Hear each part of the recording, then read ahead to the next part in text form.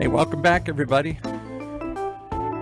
It's time once again for the Valhallan Lake Forest Esports Connection, brought to you by the good folks at Valhallan Lake Forest Esports, the Little League of Esports here in Orange County. And I'll call you the commissioner. I'll call you the coach. We've got Vincent Yard with us today here in the house to talk about not just this world of esports, but this particular niche of getting kids not just after school fun or a club, but to actually get involved in competitive esports, right? Yep, that's exactly right, Paul. It's glad to be back here, and I just want to come on here today to, dive more into what we actually do there. I think it's fascinating because I still not sure I can wrap my head around all that you do. When the first incarnation of the show, we had somebody from Valhallan on. Valhallan is a national organization that has franchises around the country. And the whole idea, I thought, was just to create a place like a clubhouse where kids could go hang out, an internet cafe, someplace there was a bunch of computers and you could do it together. And why do it there? Because there's a sort of camaraderie or collaboration, or you all hang out with kids. And maybe it is an after-school program like I know the Y runs and some others. It's another thing to keep your kid active and doing something until I can come pick them up at 5 o'clock or 6 o'clock. But none of those treat esports as anything more than just another activity, right? Yeah, no, I don't really know if kind of bringing it down, and it doesn't really raise the glass to what we actually really do there. Yes, right. There's so much that goes on behind the scenes that, either members right now maybe don't even see, or even parents who are interested in it don't. I'll bet they don't. So we're going to break that down for you here Yeah. today. And sorry we started a little bit late today here. We were waiting for guests. There was a problem. We're going to reschedule the guests for another time. So we thought, here's a great opportunity to dive more into what, because you're the sponsor of the show, Yeah. and you're the host of the show, and we know you have something to do with esports, and we know you have a place there in Lake Forest. I think it's the only one of its kind in the county at this point, isn't it? Yeah. The nearest one I can really think of is our Vegas location. So. Okay. So what is it if I walked into, and I have been to your place, Mm-hmm. to see it for myself, to kind of grasp, is this something, in my case it'd be my grandkids who love Fortnite and games and all this stuff. Is this a place where they could feel safe? Is this a place where they could flourish? Is this a place where they could grow? And is there something to grow into, or is esports just a fun activity and then you outgrow it at some point in time? Well, Maybe any or all or none of that. It's not a yes or no question. It really goes down to just talking about, like if I put myself in the shoes of a parent or even a kid who comes in for the first time, obviously you're just going to see, the computers and all the bright lights and, the music maybe. And Right. then, you're greeted by me and other coaches. But once we really get down to it, we get you down with all the other players. I introduce you to them. And then it is a spot where you can feel safe. Yes. It is a spot where like-minded players and kids get to come here and express themselves while competing at the exact same time. And let me give you an extreme example. For those who didn't hear the last episode. Oh my God, this mother coming on, she's got a child that's got autism. He's on the spectrum, so there isn't just one thing. If you have autism, it can be degrees and different ways it manifests itself. But trouble processing stuff, right? Mm-hmm. Sights, sounds, social interactions, it just overwhelms the brain. And so they tend to be kind of reclusive and quiet and within themselves. And the challenge is to get them to get out. And maybe even they get bullied because they're withdrawn and quiet and all these things. They certainly don't find many safe places. This place is that in great degree for her child there. Yeah. He has not only found a like-minded community that accepts him for who he is, because he's really good at esports. Yeah. Even if he wasn't, just they accept him, but particularly accept him. Nobody's laughing at him there or making fun of him or saying, why can't he do this? Because he can do things other kids can't do. Exactly. And he's found a space and a place, and the mother is thrilled because, let's be honest, there's a limited number of resources or more. She didn't want to put it this way, but I guess I'm being too harsh. There are limitations placed on you. What are you going to do with the rest of your life? Mm-hmm. How can I get other jobs? Yet there are fields within esports. As many of these kids are kind of savants when it comes to math and stuff here. They're so focused and They can see details and things that others can't. And she's thinking, not only is this a nice, warm place for him to learn to be around other kids and to come out of himself and to grow and to challenge all the wonderful things she's been hoping for. Hmm. Maybe this is a career path.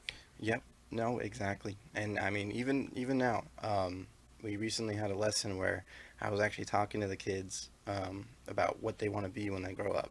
Yeah, And, right. obviously, all of them being surrounded by what they're surrounded by in the moment, they're like, oh, I want to be an esports gamer. I want to be a pro player. Right. But then there were some of them who were saying, like, oh, well, I want to go to school to be a doctor. Or I want to go to school to be, going to NASA one day or something Yeah. like that. And it's like, okay, well, in this way, there's certain things in esports, if you really dive into it, that, you start talking about things like STEM, and you start talking about Science, career paths technology, whatever, all engineering and math, and right? math. Yeah, exactly. And then it just turns into a whole different thing. And so that's why at the very basis of it, yes, we do play video games when we're there. Yes, we are on the game. But And yes, it's a team activity. Yes. This isn't just kids like they do at home on yeah, the game. they're not just randomly playing. They're Right. not talking to random strangers online. Right. They're in the moment with the people that are like-minded with them, and they get to Competing as a collaborate. team, Yep. just like you would in any other little league activity here. Exactly. And then there's, including me, there's our whole staff of coaches who are there to guide them along the way in case things get a little bit bumpy, and also just help them be competitive and realize that there's, And not give up and not throw Yep. up your hands and not get angry and lose your temper or say nasty things or whatever it is. We all want our kids to learn something out of the experience of being in a competition.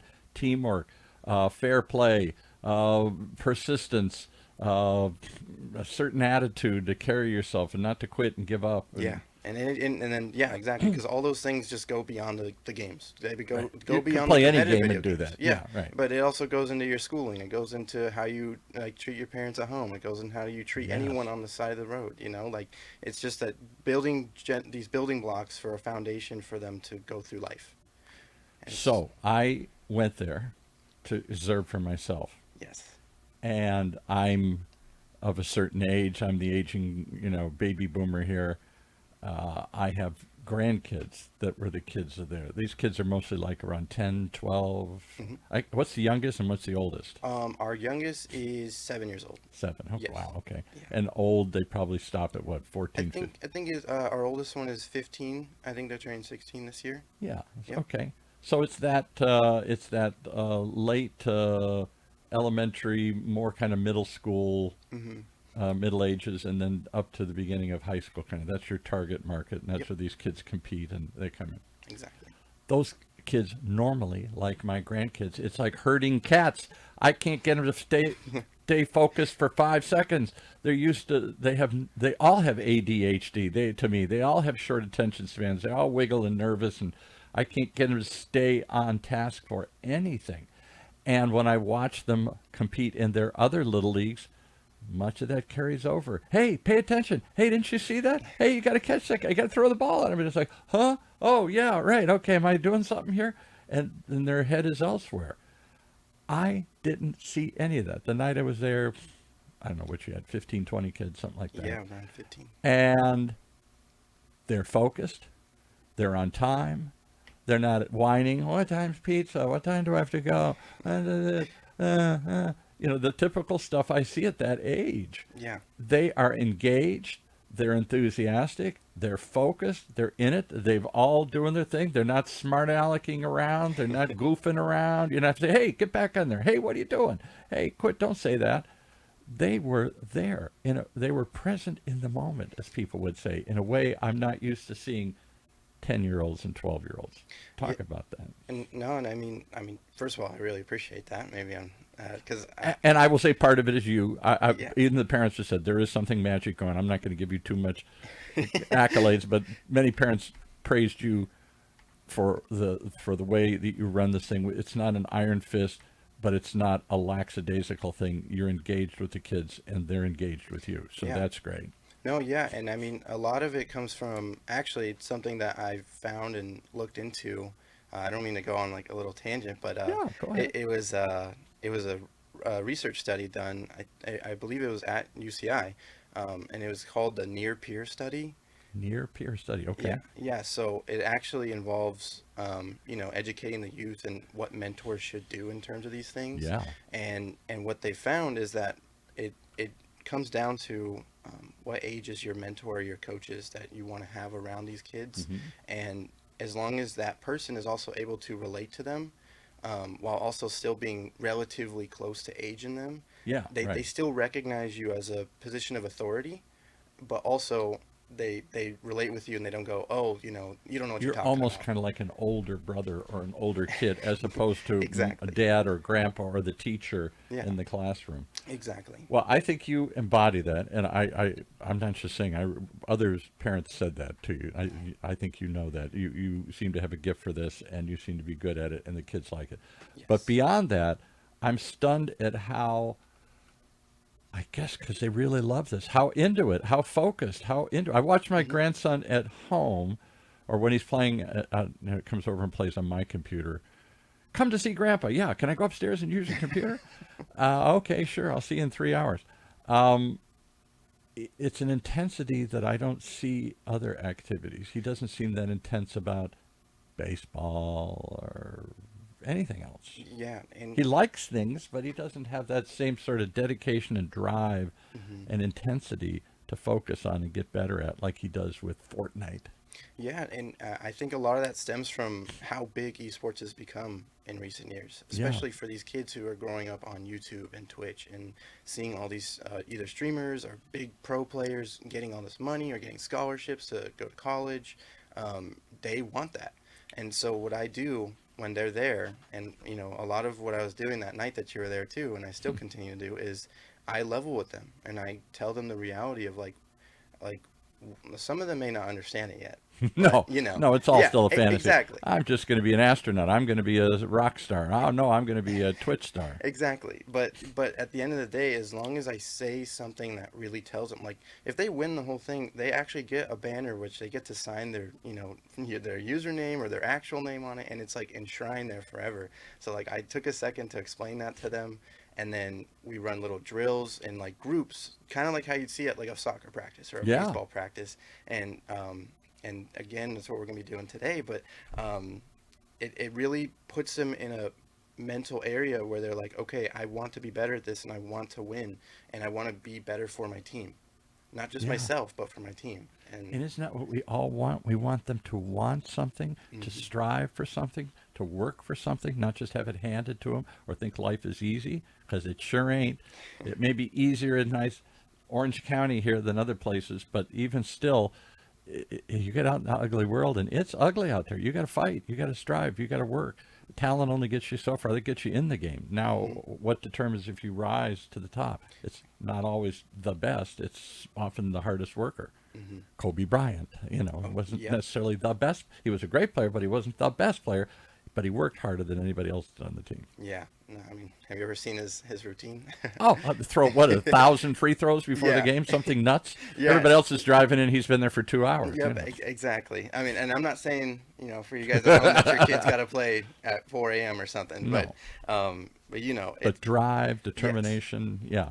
I had one of our show hosts, Charlie Hedges. His son is Austin Hedges, who Mhm. plays catcher for the Cleveland Guardians Oh, now. wow. He was with he was the starting catcher for the Padres for a number of years, and he was with the Texas Rangers when they went to the World Series. This kid's at the top of the game, right? Yeah. And I said to him once, "When did you see this?" And he was about 10 or 11. And I said, "What was it you saw?" He said, "There were certainly kids better, Mhm. but nobody was better at pushing himself than he was. I didn't have to say, let's go to practice. I didn't have to say, let's pick up the bags afterwards. I didn't have to say, hey, why don't we work on this for a while?" Yeah. He was pushing me all the time. That's And he that's said, really and good. truthfully, he said, Paul, there were kids who were better than him Yeah. who did not make it because to them it was easy. Mhm. They were picked, they were anointed. Oh, you're the hot shot. You're the kid that's going to go somewhere. But they themselves maybe didn't want it. Maybe their parents wanted it. Whatever it was, there wasn't Yeah. that drive and determination his son exhibited, and that carried him to the big leagues. No, yeah, and once you have that type of dedication, I mean, even now, if I could relate it, actually, some of the kids that I have now they're coming in and they're like, come on, like, get me signed in, mom or dad. Like, I gotta get on. I gotta get in the game. Mom and And, dad isn't pulling him in like I see so many of these little league things. Come on, hmm okay, now you're really going to try hard this time. And yeah, I'm going to try yeah, hard, mom, dad. exactly. The cool thing about this is that, the kids that are coming in, they are already ready to go, and From the sometimes. minute they arrive. Yeah, exactly. And sometimes, maybe it's just because they really want to just get on the game, and then that's why I'm there to really guide them and show them Right. that, like, a better way. But they have that drive, and that's what I'm trying to encourage for them to keep doing something. So if later in life you have other interests and you really want to pursue that, they have that. They've done it before, So what basically. you've done, and I hope everybody won't kill me at Valhallan now here, but you've taken what to many of us parents or grandparents seems like an obstacle. Would you get off the damn game? Would you do something important? Would you do something that's going to mean something here and not just goof around? Hmm. You've turned that on its head and Yep. utilized that passion, that drive they already have for this thing, Yeah. and say, well, then let's turn that into a positive direction. Let's turn that into we use this as the vehicle to teach them what we want to teach them: Hmm. drive, determination, hard work, the agony of defeat, the joy of victory, what all the stuff that goes with sports and everything, and teamwork. Yep. This is the platform I'm going to use, not a traditional sport that they may or may not be that excited about anymore, and they don't seem to be. That's one thing. And then what shocks me is that this can lead to there's an industry being born. There Yep. is an industry in existence Yeah. to put on pro tournaments, to produce games and design them in that whole world, lot of which is centered here in Southern California, Yeah. to do what else? I don't know. To I mean, there's so much. Like, I mean, just beyond the games itself, it's like you could be an advertiser for these events. You could be the entire arena manager for these events. major marketing companies. I'm stunned. Giant companies, State Farm Insurance, Yep. I think they're Yep. one, and all who are putting money into esports because they want to capture their audience early. Yep. And it isn't just Monster drinks and other cool things. They're in it too. Yeah. And so you're a marketer and you know something about esports. Hey, I got a niche. We need somebody who can talk that language, who can speak to this audience, who Yep. understands how to position our brand in that arena. Yep. And so you could be a marketer and a promoter. You could be certainly a gamer. That's still Yeah. kind of a Yep. dream You for could be on the most. big stage. Be on the big stage, or the people who are going to broadcast these things or Yep. promote them or Yep. whatever. Or you could be in the world of gaming itself. I mean, the production of video games, which is a gazillion-dollar Yeah. Game industry now. design. Yeah. Yeah. Game design, sound design, Yeah. Exactly. everything that All goes these with games it. are on those AAA engines now. Unreal Oh, Engine. Unreal Engines. That's unreal to me. Go look that up if you haven't seen that's what they're using in Hollywood productions now. Hmm. It started in gaming. They're using it on shows like The Mandalorian and stuff to create these rear projection things, and that where the set moves as you move in relationship to it.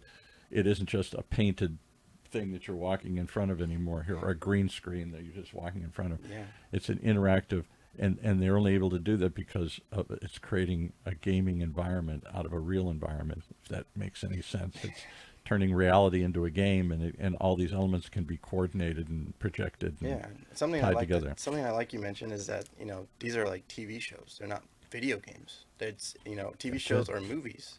These aren't directed towards video games. So like it doesn't just have to be all about video games when you grow up. Yeah. So the parents.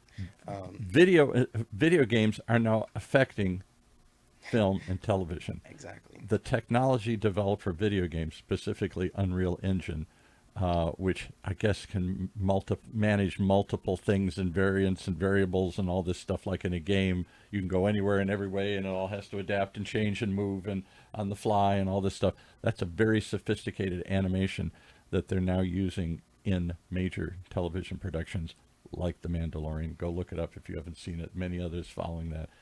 Space thing was all set without sets on a stage. I think they call it the Volume. It's somewhere up in Playa del Rey or something, and it's a circular room with stuff projected with LED walls basically. Yeah. And there's a computer that as you move, this is hard to explain, but as you move, the background adjusts. So if I really walk around real life, the perspective changes, position of the sun, the position of the hill relative to me Yeah. starts to change, as opposed to a traditional set. You don't notice, but they're still walking around. It's pretty static. It's not Yeah. moving. You can tell it's fake. Yeah. And that is only because of gaming technology, specifically this thing called Unreal Engine. I don't know where it came from, who made it. I don't know anything about Unreal. You should have somebody from Unreal Engine come on Come on sometime. here. Yeah. No, that'd be Explain, awesome. because they have taken that gaming technology and now brought it to Hollywood and major film and television production. And it's the hottest thing happening because they can shoot it on an empty stage. Yeah. Yeah. And I mean, the way you're talking, it reminded me so much of like even like VR, virtual reality stuff. Like, Yeah. And a lot of kids already are like playing the games and stuff like that. But then I know that in their head, they're like, how is this real? You know? So Absolutely. And in fact, I think that will be one of the new futures. I'm no expert on gaming, but we went last year to the Level Up The Level Up Expo Expo. in Yeah. Vegas, which is one of the bigger events. And in there, they had lots of, they're big gaming, and people were cheering and watching them. Yay, he just did this. And I can't even understand what's happening. It's just a blur of activity on the screen, and the crowd's erupting. Did you see what he did? And no, I can't understand it. It's moved so fast. yeah. But as the exhibitors, they had guys saying, imagine if this isn't just 2D games. I'm watching a screen. What if I'm actually in the game? What if I am, it's like VR or AR, augmented reality, VR. Yeah. It's all around me. And I'm swinging my sword and I'm doing it, me, not just my avatar, not just something I'm controlling with a mouse or a gaming console. Yeah. And I thought, why not? Yeah. So, I mean, whether you're, younger and you're just passionate about video games, or maybe you're a little bit older and you're already super more curious and want to learn more about, maybe game development or anything like that. I mean, pretty Be soon. on the front edge of what could be VR, movie making, entertainment in general. Yeah. Like Yeah. And I want to mention too that I know it's only spring now, but it was just winter, not like yesterday. So, summer's coming up pretty soon, and we're gonna have our summer camp set. We actually have a huge rollout coming out. Let's talk about what's a website they can go to learn more and get any of this? So it's going to be Valhallan.com. Spell that. I always want to. Of course, I got you. It's going to be VALHALLAN.com. One L, two L's. Yes, Val, and then Hal has two. exactly. And then you just request some more information, and then we'd be glad to talk to you about that stuff. So that seems an easy way in. Send your kid to camp. What's it, 4 weeks, 6 weeks, 8 weeks? So actually, we do it by the weeks. But recently we've been actually thinking like maybe should we have like a whole month where they come in like every day for the week, because it's not like a stay overnight type of camp. No. Yeah, but That would be insane. yeah. All right, but so typically it's a week, Monday through Friday kind of thing. You Yes. drop your kid off at what, 2-3 hours or Yeah, it's something? a 3-hour camp. Either our morning session is 9 to 12, and then the next one starts right after 12:15 to 3:15. And if you're like a parent like I was, I wanted my kids to sign up for every camp I could, partly because I wanted to keep them busy. Yep. Otherwise, they're bored. Otherwise, they're just laying at home playing video games or whatever, Exactly. or watching YouTube or something. I want to get them out and active and still learning. I don't want their brains to go dead during the summer months here. Yeah. And this is a way you can engage them and use an activity that they already are addicted to. Maybe addicted's too hard an ugly word. Yeah, maybe. They're strongly excited about. They're very deeply into it. A Yes. world they understand and are very passionate about. Use that and turn it into something positive, into a team sport, into a team building, into a team growing, into a teen growing kind of thing. I'd love to have you come back and some other times and talk about what we as old folks can learn from this too. Are there corporate team building activities, other things other than our teenagers, our preteens, who can take advantage of what you've done and maybe use these same skills in a creative way, maybe for corporate team building, Yeah. stuff like that. No, yeah. We do. Rather than we go out for a week and ride rocks or climb rocks or whatever else we do for activity, we all get together and row, or we all get together and fish, or we all get together and do something. Maybe Yeah. we could get together and wouldn't that be wild to get old buddies like me and young people like you sharing cross-generationally? Here's how you do this, Gramps. You can do this, you can do that. I think that would be a wild.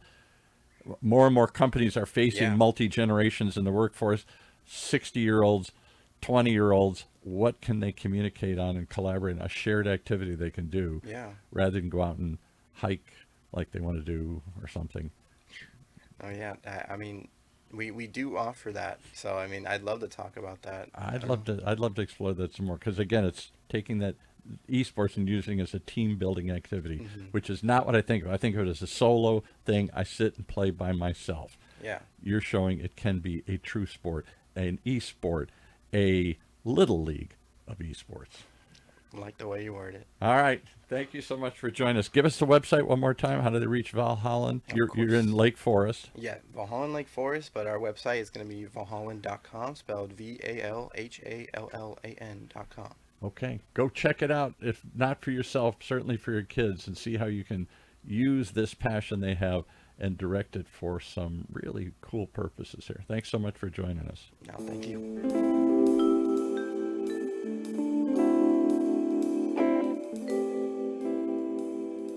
So there you have it. One more reason to tune in each and every time to the Valhallan Lake Forest Esports Connection. We're going to take you through this strange world you've never seen before of esports, particularly at the Little League level, and show you what's happening right here in your own backyard as we stream this all over OC Talk Radio, Orange County's only community radio station, from our studio here at the University of California, Irvine's Beale Applied Innovation.